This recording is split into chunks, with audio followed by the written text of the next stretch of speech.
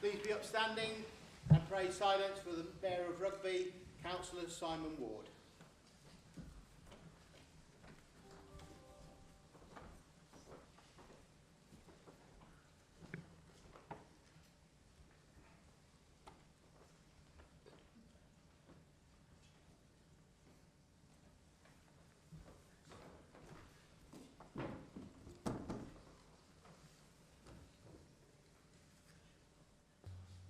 Good evening, everybody.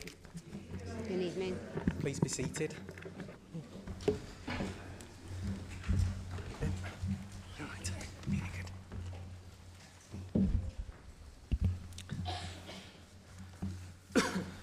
So, welcome to the meeting of full council this evening. I'm the Mayor of Rugby, Councillor Simon Ward, and will be chairing the meeting. This meeting is being web streamed to the public through the council's YouTube channel. During the meeting, if you wish to speak, please use the push to talk button on the microphone in front of you.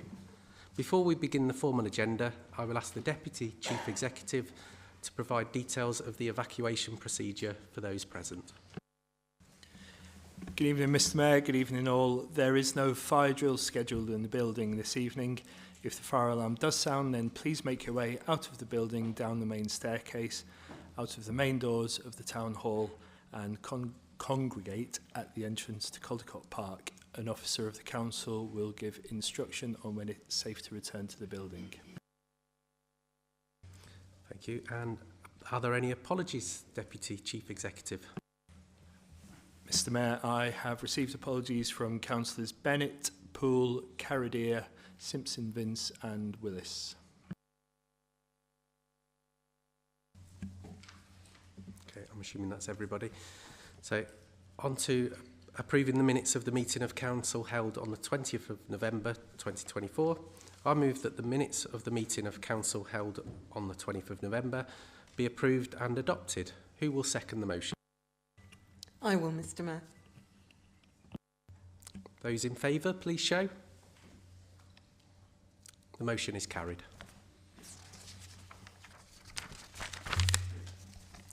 So, declarations of interest. Can I remind members that when they declare interest, they must also declare the general nature of that interest? Are there any declarations under non-pecuniary interests as defined by the Council's Code of Conduct for Councillors? Councillor Roodhouse? Yeah, item 7C, St Cross as Director of Health Watch Warwickshire. Councillor Freeman? Yes, in connection with item 6A, number 4, I'm the chair of the New Boldon Association Community Partnership and the member of the management board for the Brownsover Association.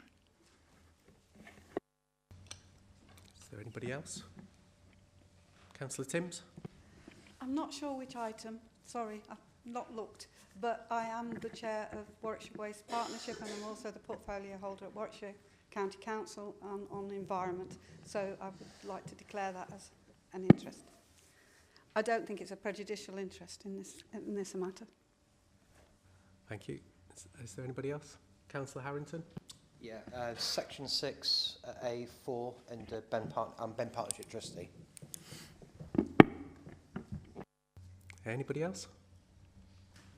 No? Okay, those are noted. And pecuniary interests as defined by the Council's Code of Conduct for Councillors? No. Notice under Section 106, Local Government Finance Act 1992, non-payment of community charge or council tax. Okay, we'll move on. So on to Mayor's announcements. There's so many things I could mention in my mayoral announcements that are happening within the borough. I'm going to take this time to focus on some of our local charities. Firstly, Shine a Light. So Shine a Light is a childhood cancer support charity based in Rugby Central and set up by an amazing lady called Sam Schooler. Sam had leukemia herself as a child, which is why it's something so close to her heart. They provide counselling and follow-on support to families. So Kimberly Woods and I had the honour of attending their Christmas party recently at Draycott Hotel. It was such a humbling experience for both of us as we met many families with children who have either been through chemo or going through chemo and also some families who have sadly lost children to cancer. So what resonated for us on the day was just how much Shine a Light provides to all the families. I'd like to say a big thank you to all the local businesses who kindly supported the event, and to Joe Billings, who had organised everything to make it such a special afternoon for everyone. As I say, it was so humbling and really does make you appreciate such simple things in life and put things into perspective. I'd also like to mention Freddie's Wish. So I was honoured to welcome Charlotte Humber, her dad and all of her trustees from Freddie's Wish into the parlour and council chamber on Friday to mark the 10-year anniversary of the sad passing of Charlotte's 13-month-old son, Freddie, following a road traffic accident. With love at its heart, Freddie's Wish helps those who have lost a child of any age, offering support and care when needed. They help families access bereavement support services, engage in several great partnerships with key organisations, and run regular paediatric first aid courses, which are free to attend. Something which Charlotte herself, she found all of this extremely lacking in terms of support that was out there when she needed it most 10 years ago. It was the 7th of December 2014 that Freddie had left home with a half-eaten donut on the side, and now every year on the day people are encouraged to take a selfie eating a donut and posting it on social media with the hashtag Donut Day and tag Freddie's Wish. Obviously to help raise awareness of the amazing charity and to of course think of Freddie. Something you will have seen myself and many others take part in on Saturday. So I can't talk about local charities without also mentioning the latest news from my mayoral charity, the RJ Foundation. You may have already seen this, but my good friend Naomi, Jamie's mum, had the honour of being invited by Her Royal Highness the Princess of Wales to the carol service at Westminster Abbey on Friday.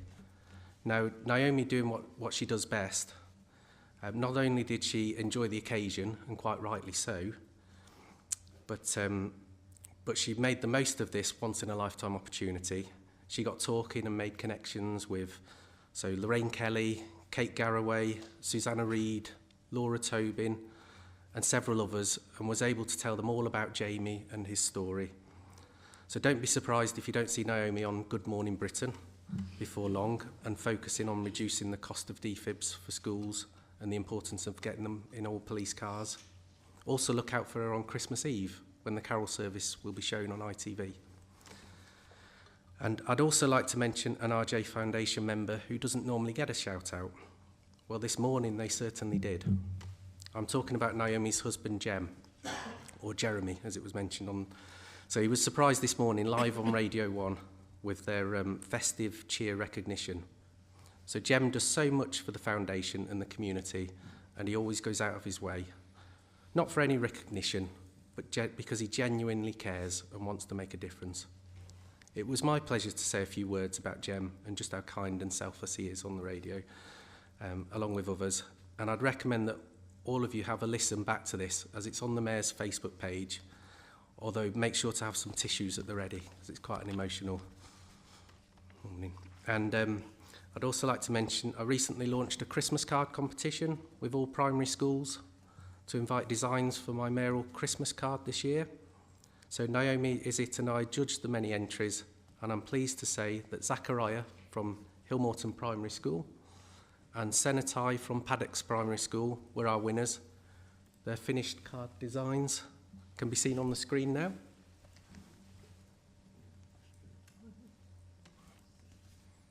I'm sure you'll all agree what great designs they are.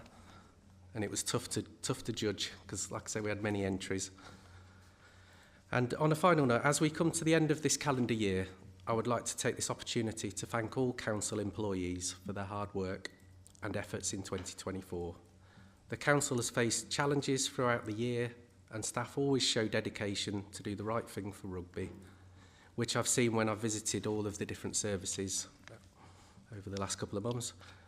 I hope you all have some restful time over the festive season.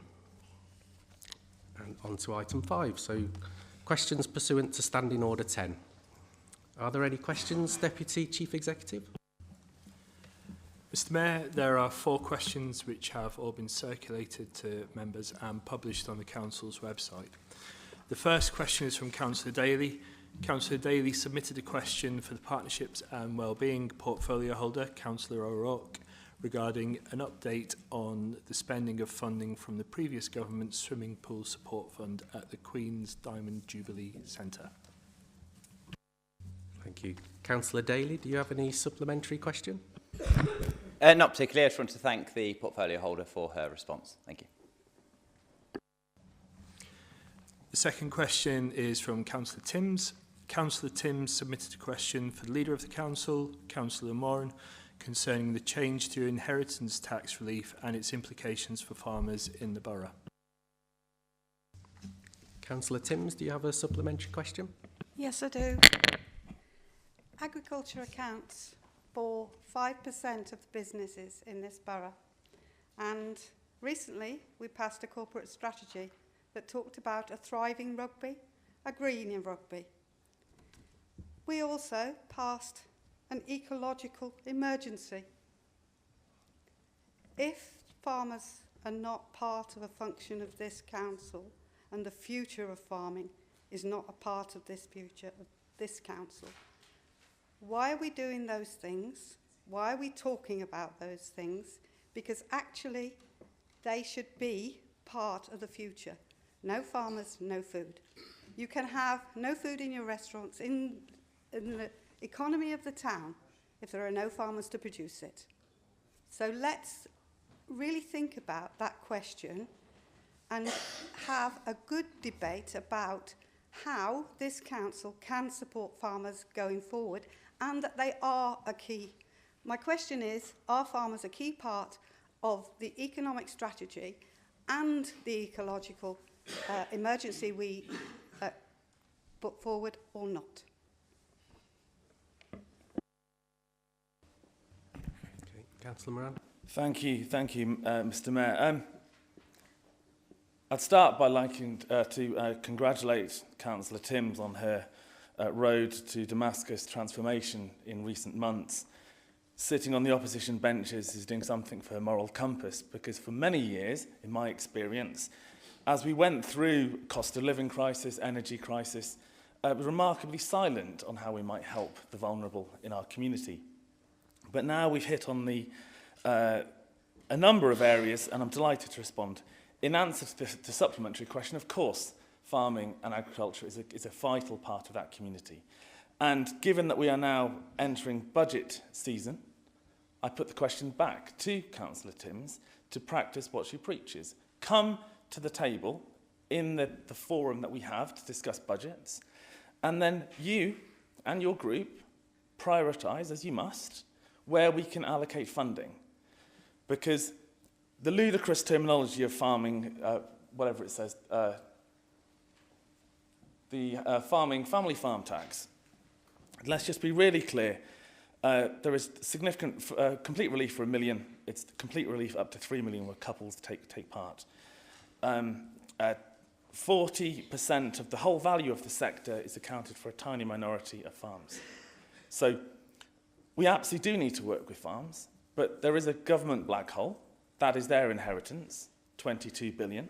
You can laugh all you want, but the reality is what you're laughing at is that black hole. 9.4 billion of that black hole is for public sector pay, which the Conservatives ignored.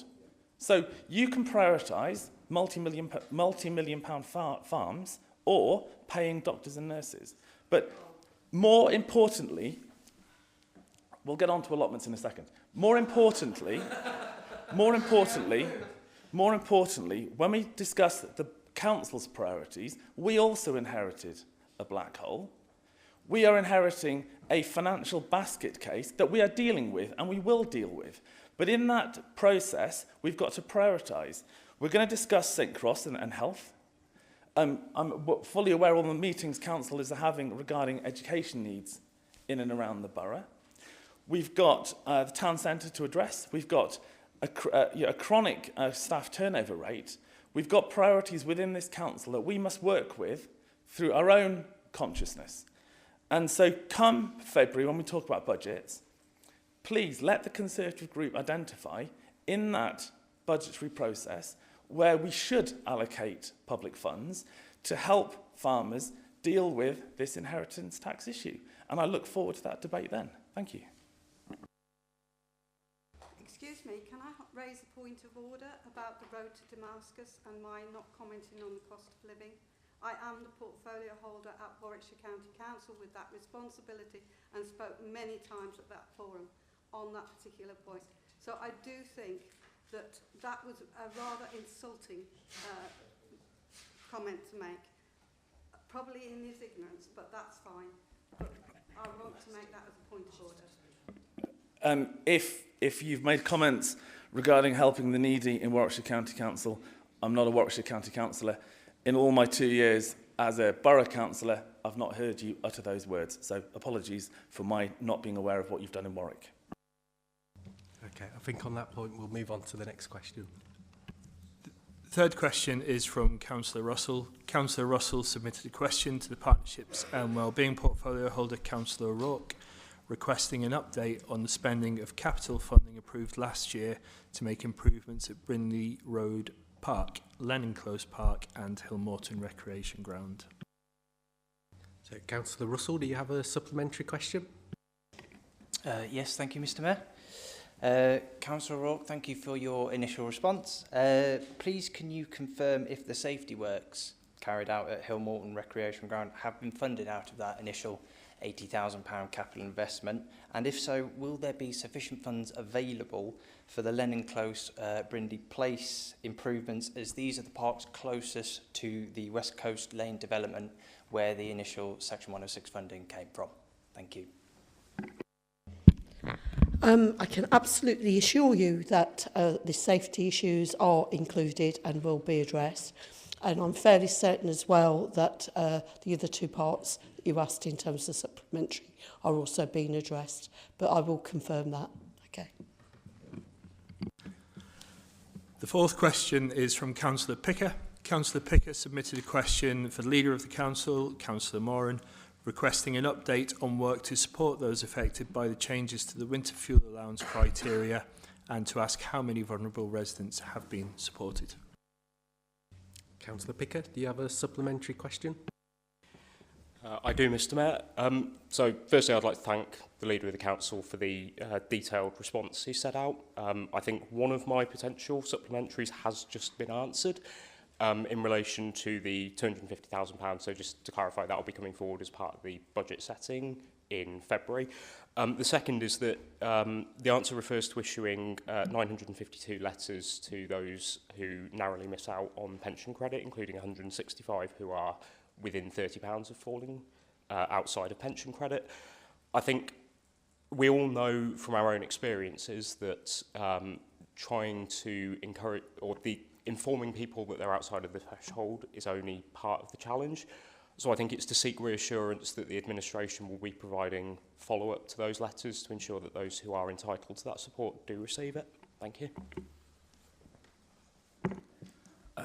Thank you, Councillor Picker. And also, look, I'm really pleased to engage, as opposed to the previous question, on a collaborative basis, because absolutely, since the changes to winter fuel allowance payments, as a council, we must have met dozens of times with different groups, looking at bringing together different partners. It is a multi-agency solution that's needed. And to go back to the first point of clarification, in case others didn't hear it, absolutely. The intention is to bring forward a budget that does meet the corporate objectives, of one of which is to address inequality, and there needs to be a budget for that, because ultimately that's what we're here for, I think. Thank you. Okay, so moving on to item 6A, to receive the report of Cabinet dated the 2nd of December 2024. In submitting the report of Cabinet, if members wish to raise questions or to comment, will they please indicate they wish to do so when I call the item. So, Councillor Robinson, will you move the confirmation and adoption of item 1 of the report, titled South West Rugby Master Plan, Supplementary Planning Document, Updated Appendix K Adoption? Thank you, Mr. Mayor. I so move. Who will second the motion? I will, Mr. Mayor. So, Councillor Robinson, would you like to introduce the report? Thank you, Mr. Mayor. So I really do need to start by saying a big thank you to the officers involved in preparing this report. There is a significant amount of work back and forth in preparing this supplementary planning document. The material changes are to the Appendix K, which set out the infrastructure requirements, costs, estimations, allocations for affordable housing, etc. Any other changes through the report are to reflect the substantive changes in that appendix.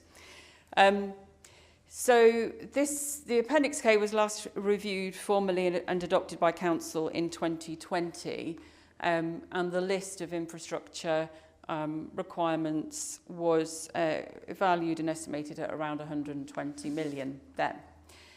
Had the estimation of holding true to that same list and revising those estimates in 2024 ran to 173 million. Now, those who've studied the paper will note that around 30 million of that was due to an underestimation of the cost of building and providing schools in 2021.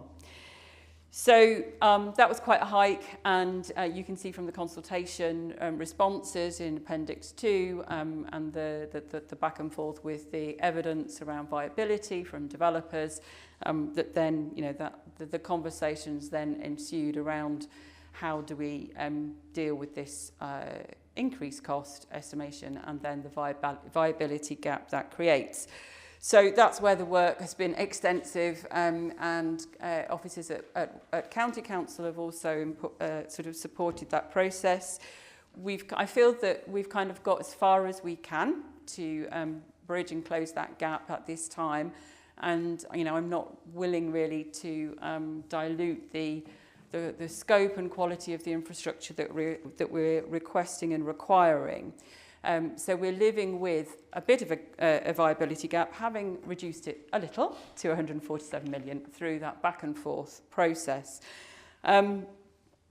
So, you know, as we stand at the moment, we will be able to revise this document again in a year's time.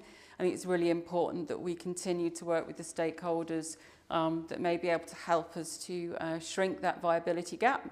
We're kind of writing to and engaging central government and continuing to work with county to try and source other avenues of funding. For example, if we could get, you know, one or more of the schools funded centrally, that would be marvellous. So we will continue that work to try and reduce that viability gap. And, you know, I would expect this will change again, this Appendix K. For now, I put it forward for further debates and question and discussion. This paper, the other thing I suppose to say is that, you know, this paper has been before the Planning Services Working Group. And, yeah, so there has been an opportunity to review and come forward with any questions and suggestions. But I put it forward to the floor. Thank you. Are there any speakers?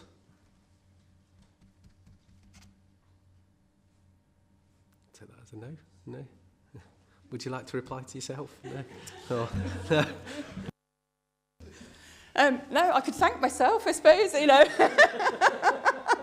I suppose I could thank my colleagues who haven't spoken now, but who have sort of engaged in Planning Services Working Group. And, you know, perhaps the lack of discussion reflects that collegial working there and the fact that, you know, there are no surprises in here. Yeah, thank you to colleagues on that group. And, yeah, very good. I guess we can move to the vote, but I'm not going to do your job for you. I'll sit down. So Councillor Robinson, will you move the confirmation and adoption of item 2 of the report, titled Statement of Community Involvement? I so move. Who will second the motion? I will, Mr. Mayor. And Councillor Robinson, would you like to introduce this report? Yeah, thank you. I got ahead of myself on protocol, isn't it? Yeah, so we've got to get through the whole of the Cabinet report before we vote. Yes. So with this report then, this report is outlining and reflecting national policy and guidance in relation to consultations. The thing that I would just like to say in introducing this report for the benefit of council members and any residents or other parties watching is that I am keen that we are aspirational in how we do consultation as a council. So, you know, while this reflects a required standard set out in legislation, I see it as a minimum. And so I am very keen that we do continue those conversations about how we make our consultation the best that it can be. And so, yeah, we can still be aspirational is what I'm trying to say. But yeah, I'll again see if anybody's got any questions, comments. Are there any speakers? No? Okay, I'll move on to the next one. Okay. So, Councillor Claire Edwards, will you move the confirmation and adoption of item 3 of the report, titled Council Tax Reduction Scheme 2025-2026? I so move, Mr Mayor. Thank you. I second it, Mr Mayor. Okay, Councillor Edwards, would you like to introduce the report? I will, and thank you very much. Council Tax Reduction Scheme for next year. This is a statutory piece of work that we always have to do every year in recent years. Our recommendation that went to Cabinet was that we retain our Council Tax Reduction Scheme at 85%. Changing it at this stage felt like an enormous ask. I think if you'll look on page Table 3 on page 8 of the actual report, it explains the cost to us and other authorities that we are collecting council tax on behalf of. It could potentially cost £500,000. By sticking to 85%, we will have £100,000 to play with as a discretionary fund.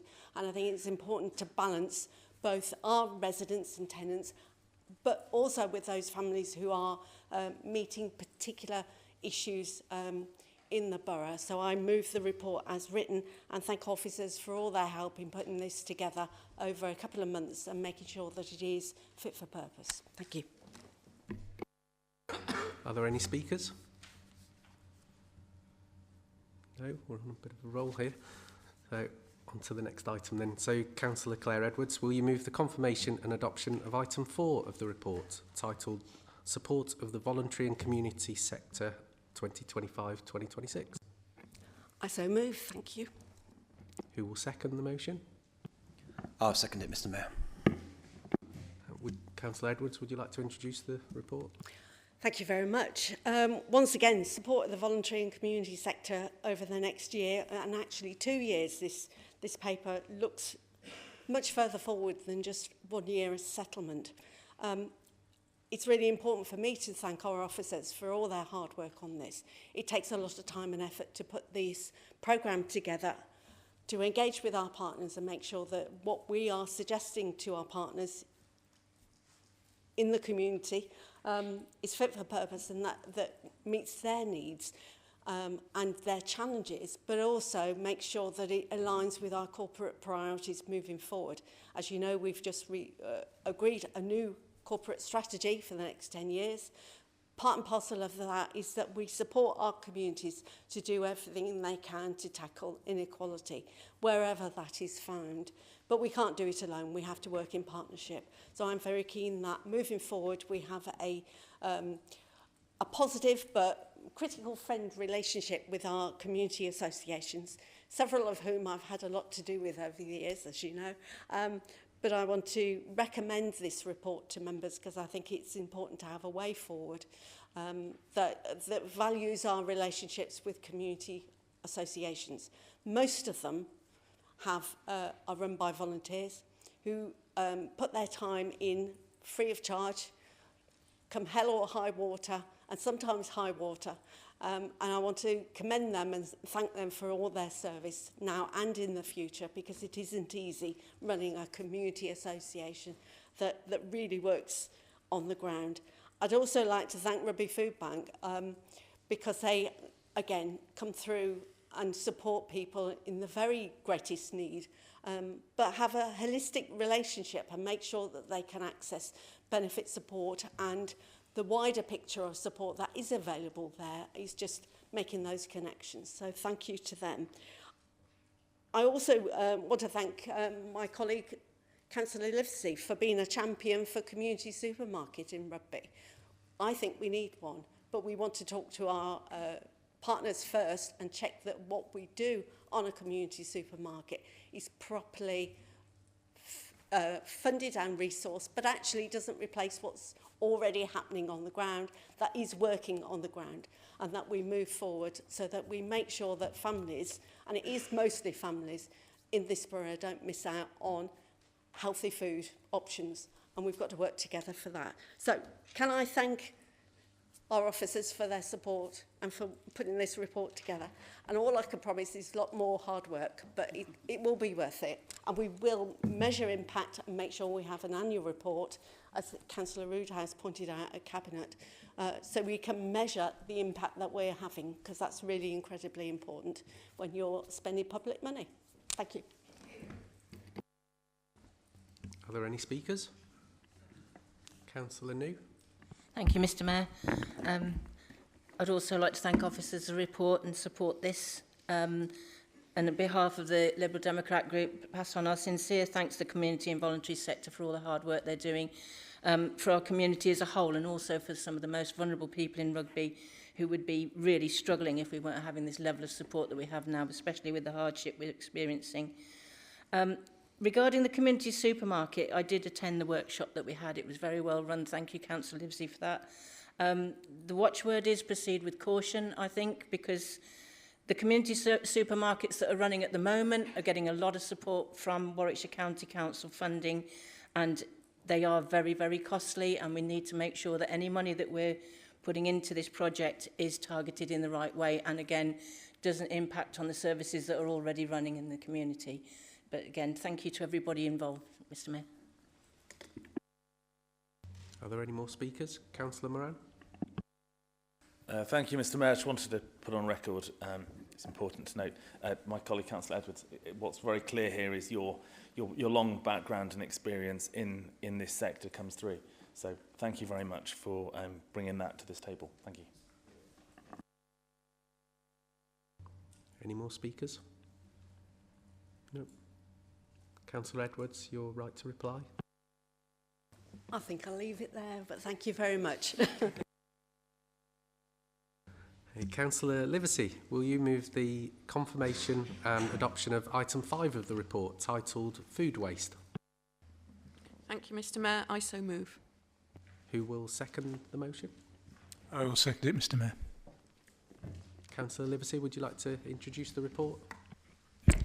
Yes, so this report is to ask for permission to spend some capital funding for the purchase of food waste vehicles and caddies, and to get that procurement going, because most local authorities will be trying to procure these vehicles and these caddies at the same time, so we need to start early so we've got a chance of getting them delivered by the deadline of the 5th of April 2026.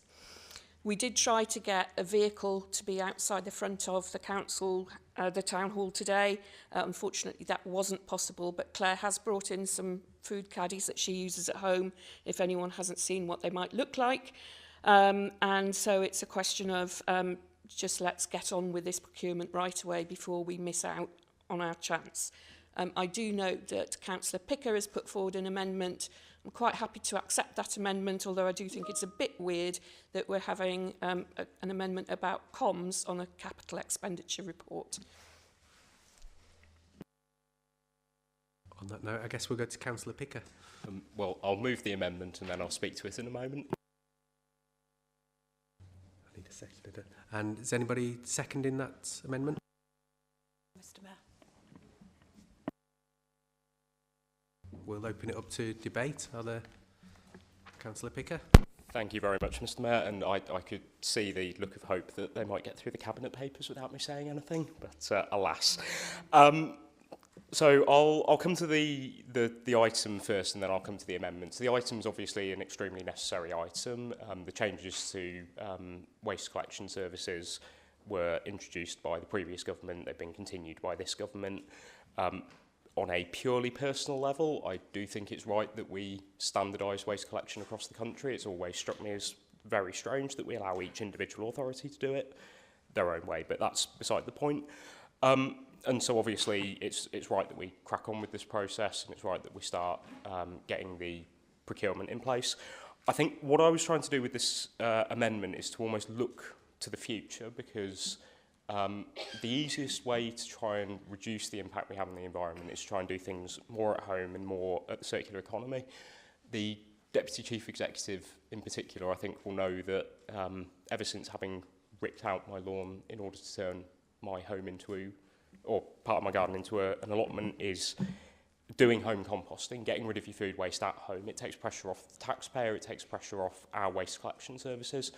So actually, I think if we can start to think at this early stage about how can we encourage people to do more in terms of that circular economy, then that can only help us in terms of what we're seeking to do, and it might even perhaps try and narrow that gap between what we think we need and what the government assesses that we need, which is where the shortfall has come from. If we can reduce the amount that we're actually collecting, maybe we'll require less services, which will obviously have a lesser impact on the environment. So it's really about trying to think about the next step almost. I do appreciate it is a slightly unusual place to introduce this amendment, but at the same time, there's no time like now to start thinking about how we take those next steps. But I'm grateful to hear that it will be accepted as a friendly amendment. So thank you very much. Are there any more speakers? Councillor Sanderson. Thank you, Mr. Mayor. Yeah, I welcome the report regarding food waste and starting a service.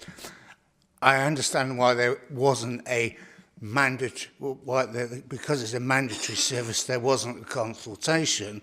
However, I would advise you, and RAP have also have say the same thing, is if you're going to introduce a service, advertise, advertise, advertise, and advertise again, so that the public understand what you're trying to do. In terms of the amendment, well, I home compost, so I will declare an interest on that. But many other members will do the same. They don't produce large amounts of food waste, but they put it in your home composter. It fills up your raised bed, and it saves you buying more compost. So, yes, composting is always been a good way of recycling food materials. So I would also be supporting the amendment and the recommendation as a whole. Thank you. Are there any more speakers? Councillor Moran. Thank you, Mr. Mayor. I'm almost lost where to start. Always welcome your contribution, Councillor Picker. I dare say weird can be presented in a positive sense with your good self. As for the shattering news that you live or you've got an allotment at home, I'm just too many allotment jokes. So most importantly here, I think you've kind of you've jumped the gun in a good way, because as Councillor Livesey said, this is about a capital expenditure requirement to get those big purchases going. I think in getting stuck into this over this last couple of weeks, I think what's really come clear is this council's pretty poor rate of recycling as a track record, and that's something that collectively we've got to do a lot better. And I think that next stage of this process, where we look at strategies, both communication strategy but also delivery strategies, we can get to a point where we can turn this whole change process into a big success, because that's desperately needed, because the current recycling rates are nothing to be proud of. So we do, of course, take on board a friendly amendment, and I think the sooner we can get on with this process into the next stage, the better for everybody, and the less hot air for everybody as well. Thanks. Are there any more speakers? No. Okay, before we go to the vote on the amendment, Councillor Livesey, you're right to reply. Yes, thank you, Mr. Mayor. First of all, just an apology. I gave the wrong date out earlier on for the implementation of the food waste collections. It's actually the 31st of March 2026. We do have to offer every household the option to get their food waste collected, and it would be a logistical nightmare if we didn't deliver caddies to every household. On the recycling rates, we're about middle, but there's still a long way to go to get to the target of 65%. I would say, as a thwarted gardener, as Councillor Picker well knows, since I became a politician, my garden is a source of eternal shame. I do have a compost heap, but I would just point out that there are some things that you can't compost. Unless you've got a hot composter, you can't compost meat or bones. And the master composters from Right and Organic advise not to put cooked food in a compost heap because it attracts vermin. This is the first paper in what will be a series of papers coming to Cabinet and to full council about this whole programme, because there are a lot of things we need to do to get it right. And one of them will be on the communication strategy. In response to Councillor Sanderson, we already have done a bit of consultation on this to find out what people's views were. And we had a few responses and they were generally positive.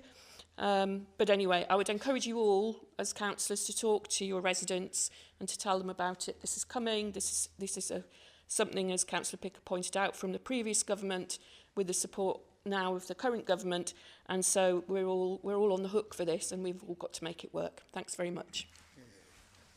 Thank you. Okay, so now just on this particular item, we're going to vote on the amendments from the Conservative group. So all those in favour of the amendment, please show. That's unanimous. That's carried. So we're now going to. I'm now going to submit for confirmation and adoption of the whole report. In moving for confirmation and adoption of the whole report, this can take place en bloc or upon any member request. A vote can be taken separately in respect of each report. Does any member wish for a vote to be taken in respect of each individual report? No? Okay, I will now submit for confirmation and adoption the whole of the report. All those in favour? That's unanimous. The motion is carried. So item 6B, to receive the report of Licensing and Safety Committee dated the 5th of November 2024. In submitting the report of Licensing and Safety Committee, if members wish to raise questions or to comment, will they please indicate they wish to do so when I call the item? Councillor Claire Edwards, will you move the confirmation and adoption of item 1 of the report, titled Statutory Review of Gambling Policy Statement of Principles? I so move. Who will second the motion? I will, Mr. Mayor. Councillor Edwards, would you like to introduce the report? Thank you very much, Mr. Mayor. But I think actually Councillor Garcia chairs the licensing committee and they had a lot to do with this. So I would welcome her comments later on. This is a statutory piece of work that we have to do as an authority on a regular basis. It's printed, it's gone through licensing committee in detail. I don't think there are any challenges in there, and I welcome any comments if anybody wants to raise them. On that note, Councillor Garcia, would you like to? Hi. Thank you very much. I just really, all I can do is echo what Councillor Edwards has just said. It is a statutory policy. It's reviewed every 3 years, and actually there wasn't any material changes to it. So it just sort of went through, per se. Okay, thank you. And on that note, are there any speakers? Any other speakers? No? I don't know if you'd like to reply on that at all, Councillor Edwards. No, I'll leave it there, I think. Thank you. And I will now submit this for confirmation and adoption of the whole report. So all those in favour? That's unanimous. The motion is carried. So item 6C.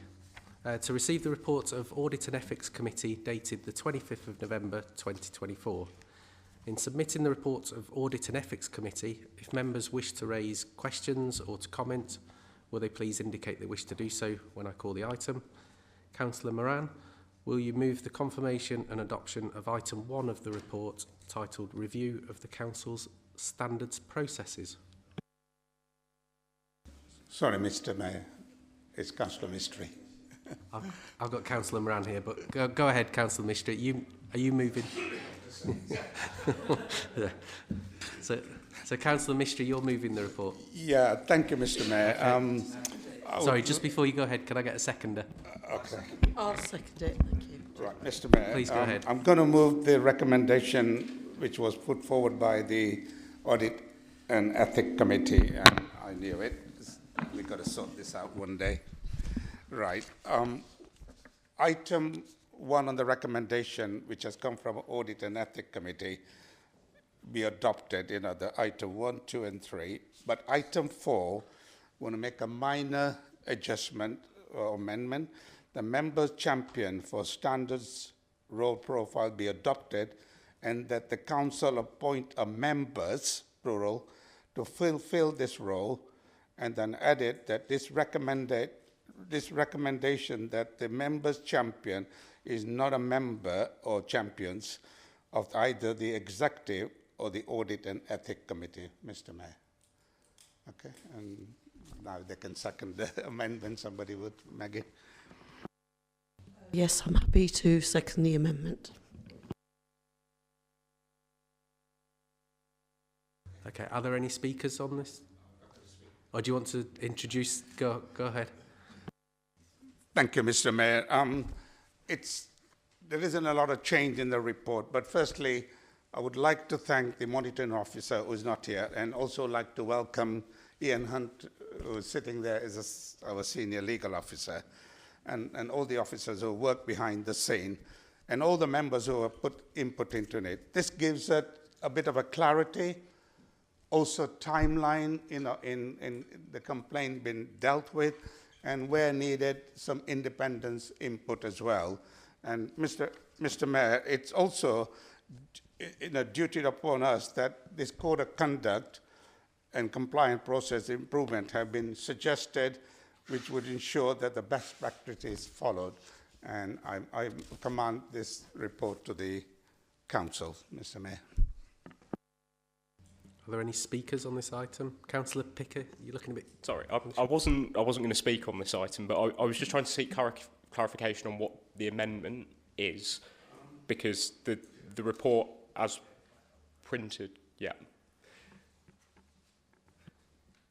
Sorry, I've consulted with Councillor Mistry prior to the meeting, and the amendment that we spoke about was to include within recommendation for a delegated authority to the Chief Officer for Legal and Governance to make those appointments. So essentially to save the job of those having to come back through Council to delegate that authority to the Chief Officer for Legal and Governance. Apologies for interrupting. That answers the question. That answers, okay. Are there any more speakers on this? No. Okay, you're right to reply on that, Councillor Mistry? No, Mr. Mayor. Thank you. Okay, so on that note, I now submit for confirmation and adoption of the whole report with the amendment that's been mentioned. So all those in favour? That's unanimous. Motion is carried. Okay, so on to item 7, to receive the reports of officers.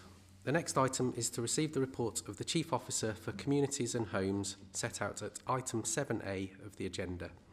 The report concerns expediting the Council's housing stock condition survey. Councillor Claire Edwards, will you move the report? I will, Mr. Mayor. Who will second the motion? I would, Mr. Mayor. Councillor Edwards, would you like to introduce the report? Thank you very much. Once again, I'm indebted to officers in the Housing Department for their hard work on this piece of work. As you know, we are just gone through a mock inspection. We will probably have a full-blown inspection of our housing services in the next year or so, and we want to be absolutely clear that we understand our stock, we understand our tenants' needs, and that we match the two and have the best possible service we can deliver. And I really, I'm very humbled to work with those officers who are working incredibly hard to make sure that Rugby has the best housing service that it possibly can. However, there are some challenges along the way. And one of those is that last year, as a council, we agreed we would have a phased approach to our stock condition survey, it would be 60%, then 20%, then another 20%. We're on target to do 60% this year. However, we can't afford to wait 2 years. That's why I'm really pleased that this report has come through our Chief Officer to expedite that so that we can have a proper stock survey by March, so we know the standards that we have in our housing and we can put in plans to get them up to the right standard. One of our key areas that we need to work on is improving repairs. We know that, and we've got a plan to do that. And we must ensure that our housing stock is as good as it possibly can be. We have a duty here. And actually, an underlying mission of our corporate strategy over the next few years is to prove exactly that we have the best possible housing stock in the whole of Rugby Borough, and that people have access to quality, affordable housing. And we have a part to play in that bigger picture. Thank you. Are there any speakers? Councillor Picker? Just got a very brief question. So obviously the advice that we've had is that the contractor is able to complete this work at the accelerated timetable, and we're setting out a supplementary budget in order to finance that. What safeguards are being put in place in case the contractor doesn't meet those deadlines to make sure that we don't end up paying for work that does end up falling into the original timeframe?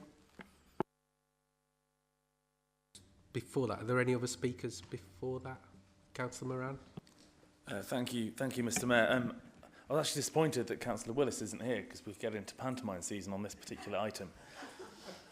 Because 12 months ago we had a bit of a debate about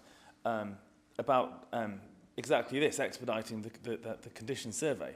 Because we can talk about whatever, political kind of parlour games and back and forth, but this really matters. This is people's homes who almost by definition are people in need of council accommodation, and potentially some are living in conditions that are not acceptable. And so it always did kind of gnaw at kind of a conscience that we were staggering that condition survey in such a way. And I think it goes back to answering, or not, it's not for me to answer your question, Councillor Edwards, I'm sure can answer the question, but the principle behind it was that as soon as one of the ideas getting taking the administration on is that was an area that we had to expedite, is finding a contractor that could deliver the condition survey in as opportune time as possible, because time is not acceptable to wait a couple of years to find if a child is living in a bedroom with mould or a kitchen with damp. So I anticipate the answer being very positive, but it's one of the most positive things that we've done over the last couple of months is to expedite this condition survey. Are there any more speakers? Okay, Councillor Edwards, you're right to reply. Thank you very much. Yes, basically. The detailed answer is that a risk assessment has been undertaken. Those contractors are rigorously managed and will be managed, and make sure that we get there. We're not the only housing provider who really needs to up their game. So it's a complicated world out there, but we have a good, solid relationship with the contractors who've been appointed to do this, and officers are confident that it will be there. However, I have to point out that occasionally we do have tenants who don't like us coming knocking on their door. So there is always a caveat that it depends on us making those being able to engage with tenants and getting access to their homes. We can't insist on it, but there are ways and means to develop our relationships with our tenants, which is happening alongside this process, to make sure that they understand we're not there to make life more difficult, we're there to make it better. Thank you. Okay, we'll now put that to the vote. Those in favour, please show. That's unanimous. Motion is carried. The next item is to receive the report of the Chief Officer for Legal and Governance set out at item 7B of the agenda.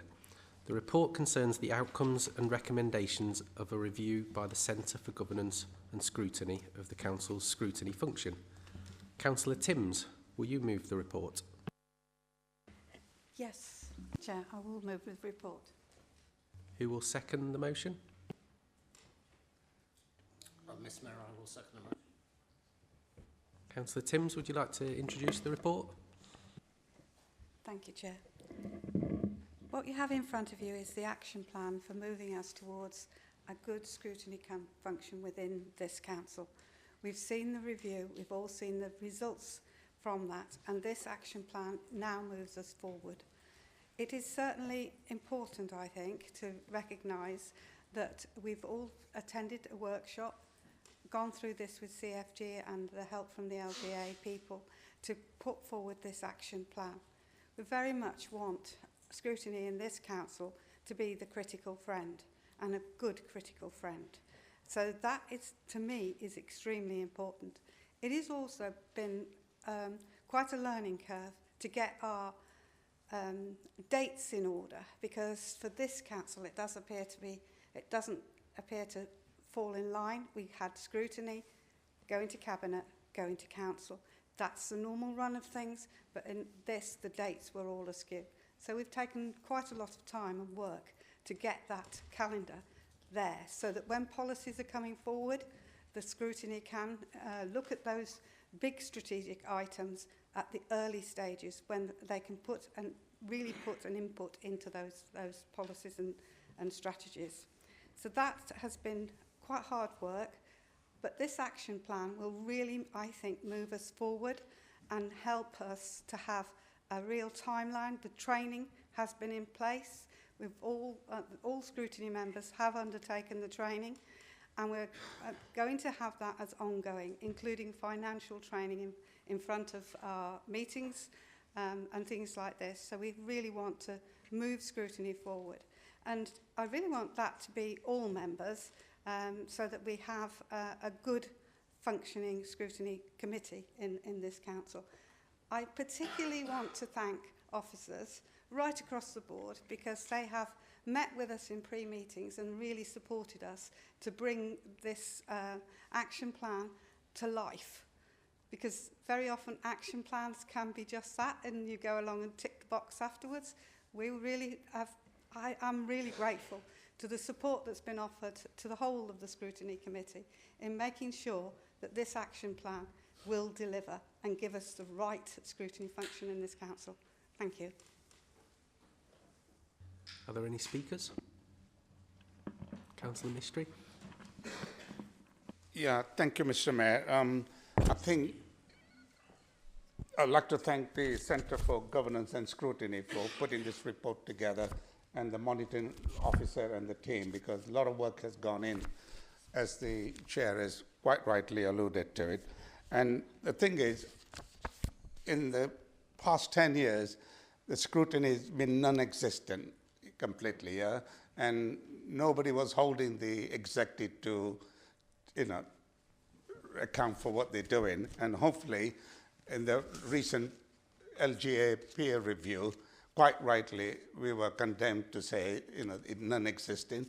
And I would like to thank the monitoring officer, at least to put it together, and hopefully we'll have a good debate with the executive and the scrutiny panel. Thank you, Mr. Mayor. Councillor Sanderson. Thank you, Mr. Mayor. I'm very pleased with the contents of this report. It is a step forward. I attended the scrutiny workshop, which was not overly populated, I may add. It would have been good to see a lot more members at that workshop than those of us that did attend. In terms of so I think that's the first start. So if you want scrutiny to work, you need members to go on task and finish groups. You can't expect the committee to do all the work. It's got to be able to delegate out to task groups.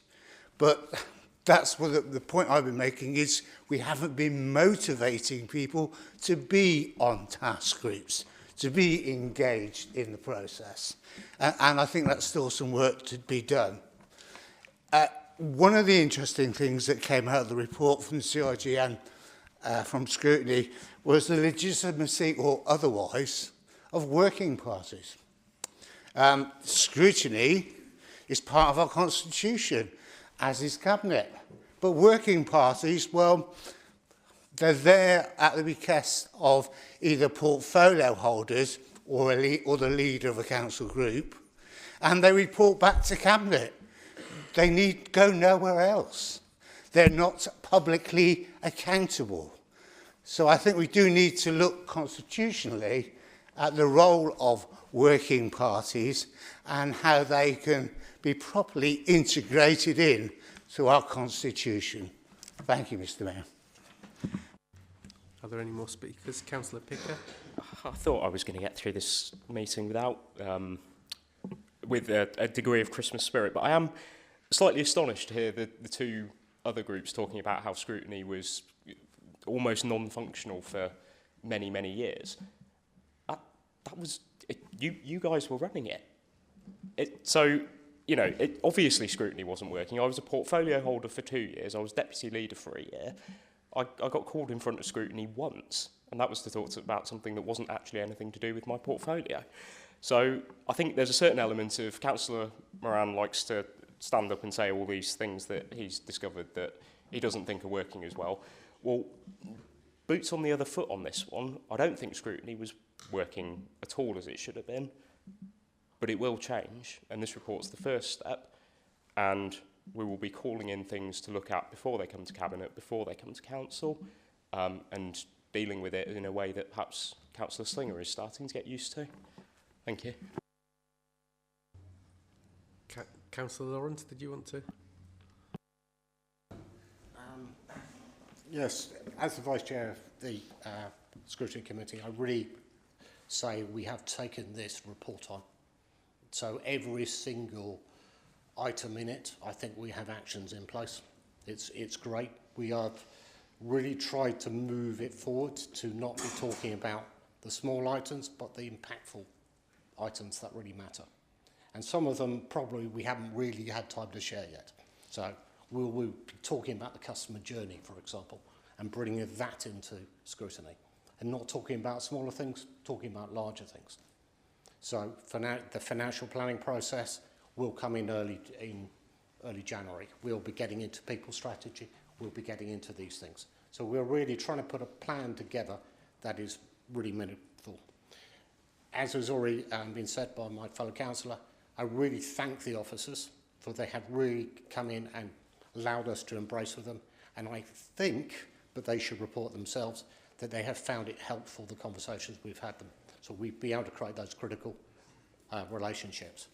We're looking forward to the policy holders to be coming to use scrutiny, okay, which is, it's a new environment. So we're not into the point now that we're looking, you've already made your decision and you're into a defensive mode with scrutiny. No, we're not in that position. You're coming to us early, we're helping you, we're that critical friend. And that's the mode change that we're trying to do in scrutiny. Forget about all the past, we're not talking about the past, we're talking about how we're trying to create scrutiny forward. So let's make it not political, let's make it about everybody here. Let's work together, let's be good. It's all about the impactful things. We want to be coming up with recommendations from scrutiny that you'll think as policy holders, well, that's a good idea, let's do that. Not about the fact that, no, I'm going to hold my position here. So we are trying to change the game. So thank you very much to the officers, and we are really looking forward as scrutiny to more and more conversations with you as the Cabinet members. Okay, thank you. Are there any other speakers? Councillor Moran? Thank you, Mr. Mayor.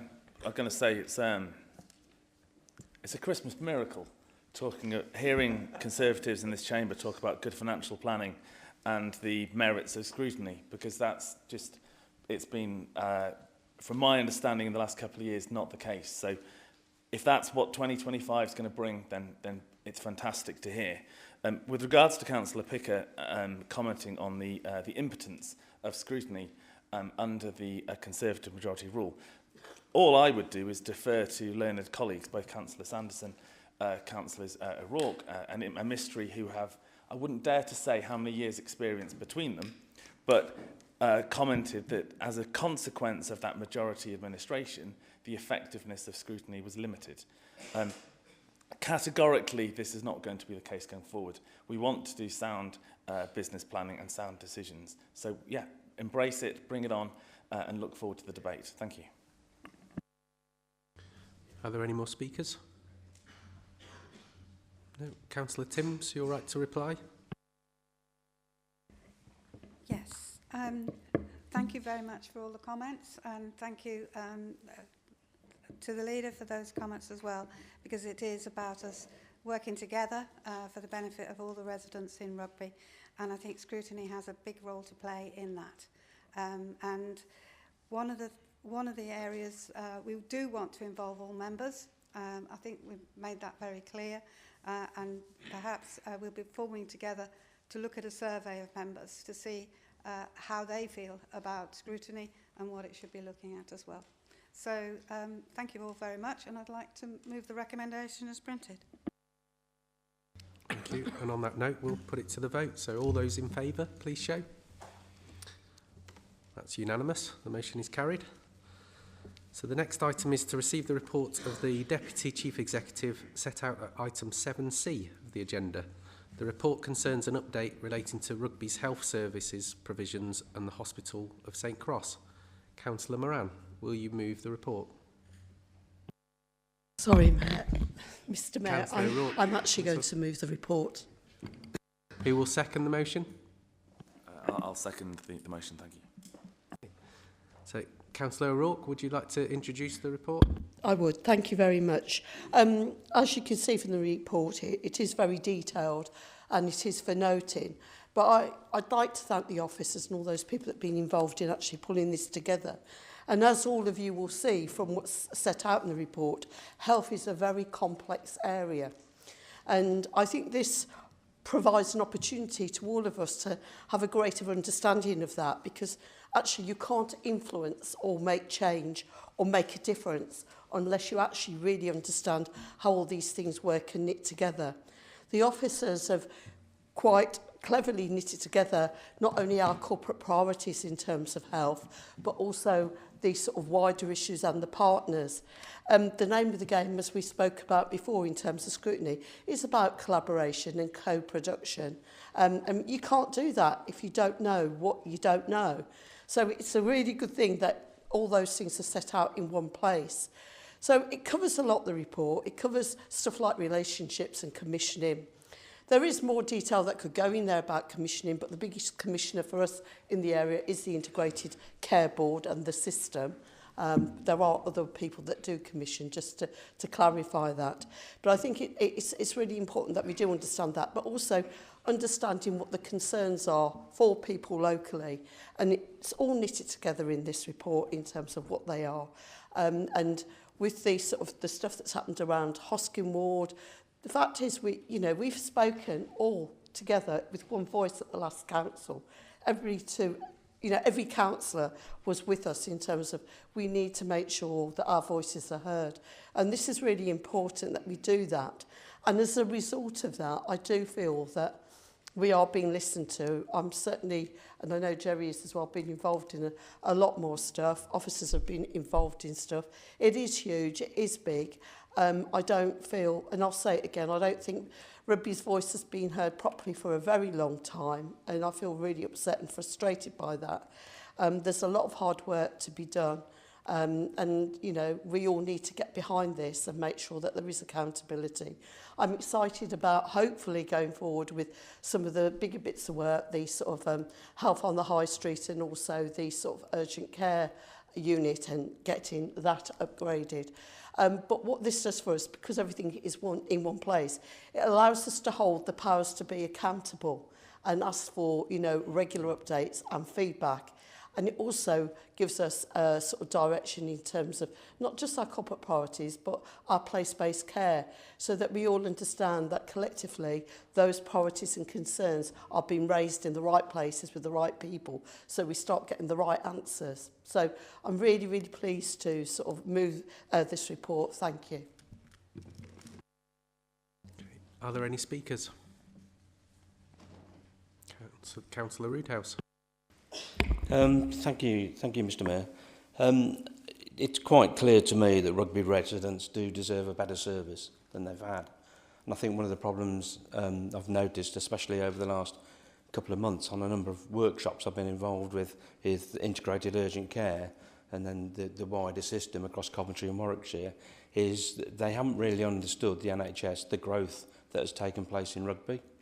They haven't understood the actual amount of housing that's gone up and the amount of things that have gone on here. For whatever reason that might be, you know, you can point the finger wherever you want to point, but that's clearly what's happened. It hasn't landed within the Integrated Care Board until recently that the growth of this town and borough has gone through the roof, whereas places like, you know, Stratford, Warwick, North Warwickshire and Nuneaton have actually probably presented their cases better and quite clearly. One of the things I have noticed now is that, if you like, Rugby's voice is getting stronger within the system, and that's also starting to appear, certainly when I get strategic directors, you know, coming back to me, sort of saying, yes, Jerry, you know, we know you're going to mention Rugby. You know, it's that sort of psyche that's going on.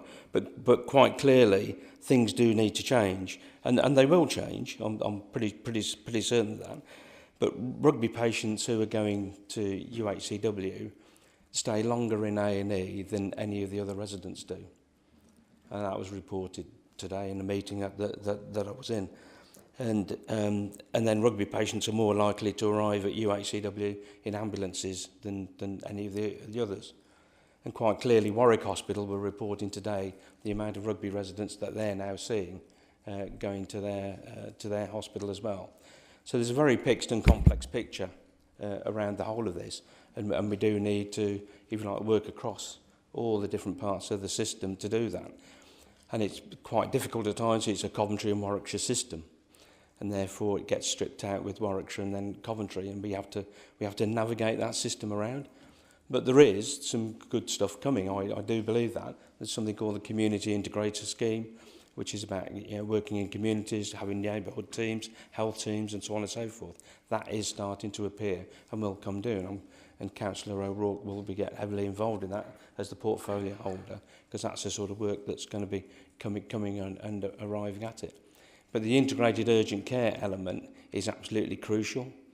And certainly the senior directors and board, I know the board at the Integrated Care Board are quite clearly focused on what can they do to improve Rugby, because Rugby's situation is unequal to everybody else in the county. And therefore the only way forward has to be to have a doctor-led service in there. You know, you've got an out of hours next door, so you have to have them working together across that, with the doctor there and prescribing and doing the pharmacy work from there. You know, and the sooner we can move to that, the better. And I hope, you know, by early on in the new year that we could start to see some of that. But I'd also, you know, like to place my thanks on other people in the system that have actually been speaking up, and that's some of the local GPs as well, and other people who've been banging the drum. But a lot of stuff is coming back. But I come back to the fundamental point. For some unknown reason, the health system doesn't seem to have recognised where Rugby was to where it is now, and that growth. And I'm not quite sure why they never really understood that. And I think we've got a job to do ourselves about presenting ourselves, because, you know, in competition against Warwick and Nuneaton and the rest of it, actually we're going zooming out there, and therefore we do need the services and the infrastructure coming into the area. Thank you, Mr. Mayor. Councillor Sanderson. Thank you, Mr. Mayor. I think what Rugby can do best is represent the interests of Rugby citizens, Rugby Borough. What we haven't been doing, I think what came out of our scrutiny report was the unheard voices of the patients, the service users, the carers, all of which were not being heard and have not been properly listened to. And we heard that from going down at the Mine Support Hub, where we worked with a cross group of patients and service users. Again, the very good event which was organised by Warwickshire Health Watch, which was at the Ben Hall. And again, time and again, the residents were saying, but nobody's listening to us. Well, Rugby Borough Council is going to listen. Myself and the Councillor O'Rourke have got a meeting on Friday to go back and look at that action plan that the scrutiny panel put together. So it's a start of actually getting the service user's voice heard in the corridors of power, where I'm afraid much things are done at strategic level, but never done at the micro level where the patient really matters. Thank you, Mr. Mayor. Are there any other speakers? Councillor Picker.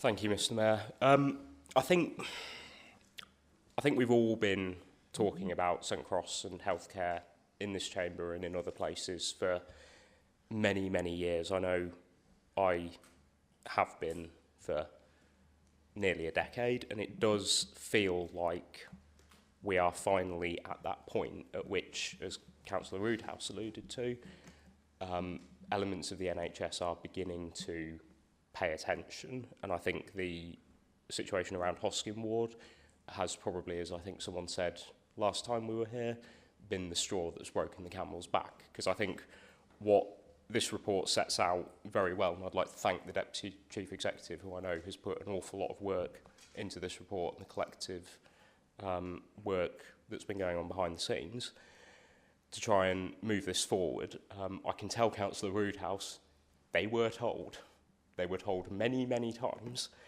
and for whatever reason, and I heard it myself, that they recognise, you know, we know you want to talk about rugby, we know you want to talk about A&E, we know you want to talk about urgent care. And it feels like this report sets out very clearly where we are at the moment. I very much hope that the promises that were made to the previous Member of Parliament regarding urgent care, regarding the doctor-led surgery that Councillor Roodhouse alluded to, does come to fruition.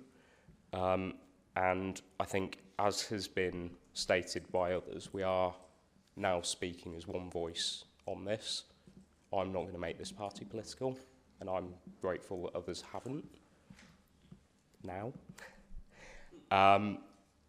But there is an opportunity to continue moving forward here. I think the comments that Councillor Roodhouse made about GP access and that voice starting to be heard a bit more in a way that perhaps it wasn't a year or so ago is again another change, and I don't know what's changed behind the scenes to trigger that, but it does appear to have changed. So I'm grateful that this report's come forward. I know all of us on this side are, and obviously healthcare has been a priority for all of us, and it will continue to do so. Are there any more speakers? Councillor Robinson. Oh. Thank you, Mr. Mayor. The straw that broke the camel's back, you've kind of lined me up there, Councillor Picker. It was myself who used that phrase. And so I really welcome this report, in particular Section 6, which echoes the things that I said last time in the Chamber around unsafe waiting times and inadequate primary care provision. So I very much welcome that. I think it would be remiss not to mention, you know, there's a kind of tone of, oh, I wonder what could have changed to make things change. It would be remiss not to mention the fact we've had a change of government. And so I think that is certainly a factor in our local partners in the integrated care services and integrated care board. You know, it's a completely different climate. We do have a Darcy review. We do have an ongoing consultation into what the NHS will look like. So it is absolutely timely to be having these conversations locally, because it echoes a big national debate and national question for the public to answer. You know, how do we want to fund our health services? What kind of health service do we want to have?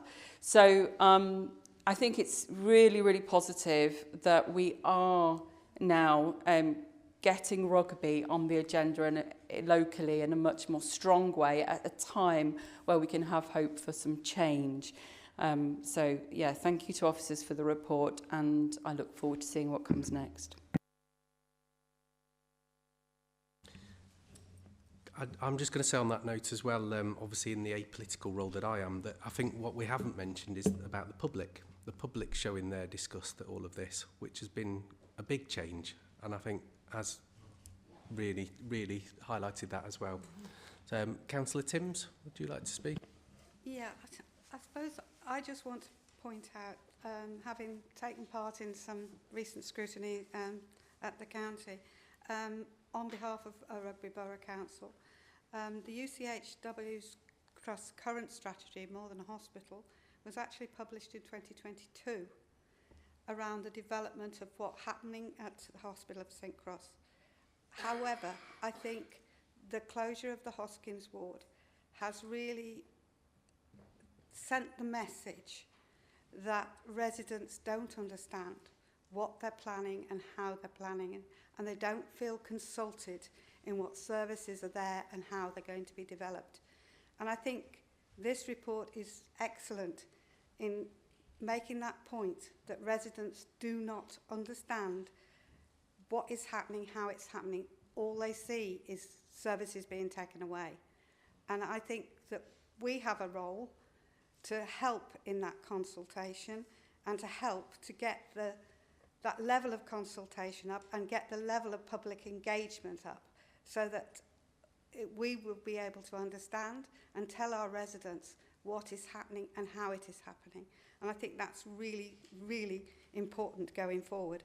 We need absolute clarity on the level of consultation that this council can help with, and to our residents during any transition period of services that may come online. And I think consultation and just going out and saying it in simple language, this is what we're thinking of doing. Some of the language of the NHS can be extremely difficult, even for someone who's been around the block a little while, to understand. So I hope that this council will continue to engage in that consultation and continue to make sure it goes to our residents, because that's the important bit. Thank you. Councillor Moran. Thank you, Mr. Mayor. Continuing the festive analogy, I'd like to extend some Christmas spirit to Councillor Timms. Look, realistically, we're never going to be exchanging Christmas presents, but I can put on record. I know.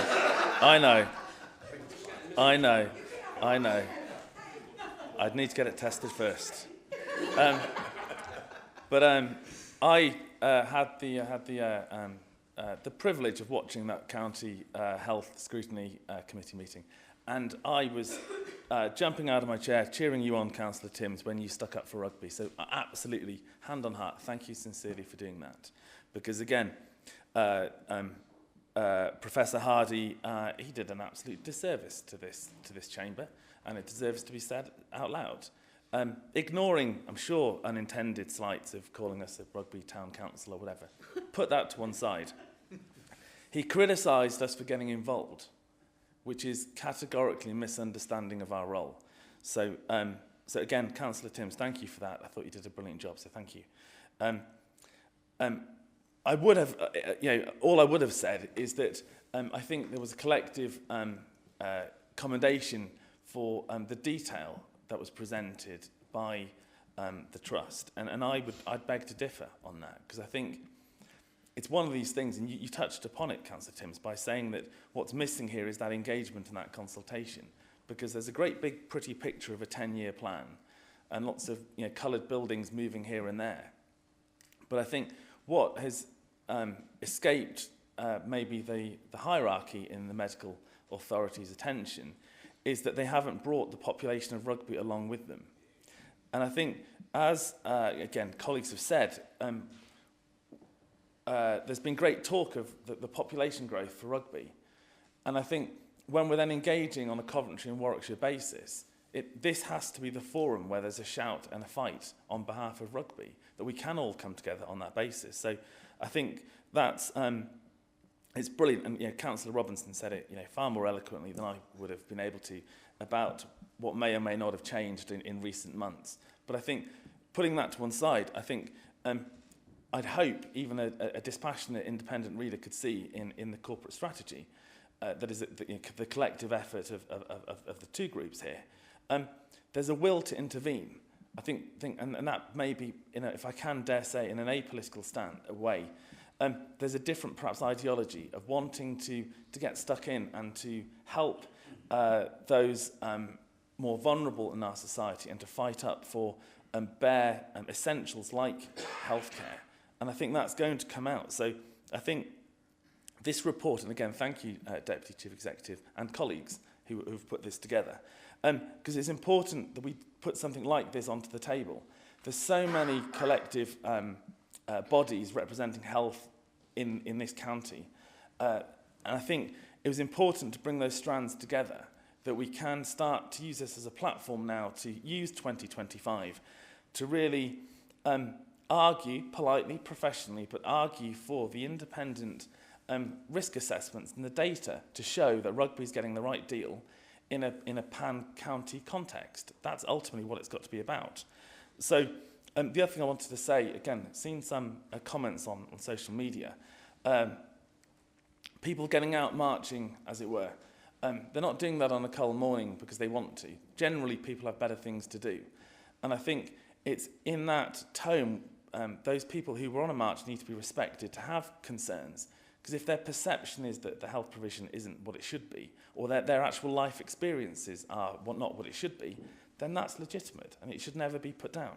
So, and on that, actually, I think it's now the right opportunity to say a massive thank you to Linda and Tom Crinigan, who put all the hard work in terms of coordinating and to getting those marches put together. And I think to them and to everyone, I think this has got to be collectively the start of this process, because we're not going to solve healthcare and rugby overnight. There's going to be a lot of engagement required through the course of the next year and beyond, but there's a lot of work to do. Thank you. Are there any more speakers? No?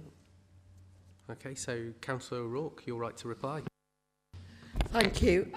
I put down thank you in terms of wanting to say thank you to people as well. And yes, thank you, Councillor Timms, for, standing up for rugby scrutiny. I want to say thank you as well to you, Jerry, for, you've been, I know I've worked in the health service a long time, but you've been around the system a lot longer than I have in terms of health. And you've been really helpful and supportive in sort of guiding me to, make sure. I mean, I've got a lot of energy and I can be a nightmare when I'm challenging and I'm not going away. And they know that. But you weaponise me with your knowledge, so I thank you for that. And, again, I thank the officers. And I think even the sort of report that we're sort of looking at today, the input from so many people just shows how important it is to everybody. But my last thanks actually goes to my leader, to Councillor Mike Moran. He said thank you to the Quinigans, and I say thank you to them as well. But I say thank you to you as a portfolio holder, because you've stuck by me, you stuck with this issue, and you've been really, really supportive. And it's been quite an emotional journey at times. So thank you to you, and thank you to all the councillors for being with us on this. Thank you. Okay, I know I don't really need to ask this question, but on that note, we're going to put it to the vote. So, all those in favour? The vote's unanimous. The motion is carried. So, item number 8, notices of motion pursuant to Standing Order 11. In accordance with Council Standing Orders, there are no motions on notice to be considered this evening. That concludes the business of the meeting. I would like to wish all residents of the borough, officers of the council and members a joyful Christmas and festive season and a happy new year.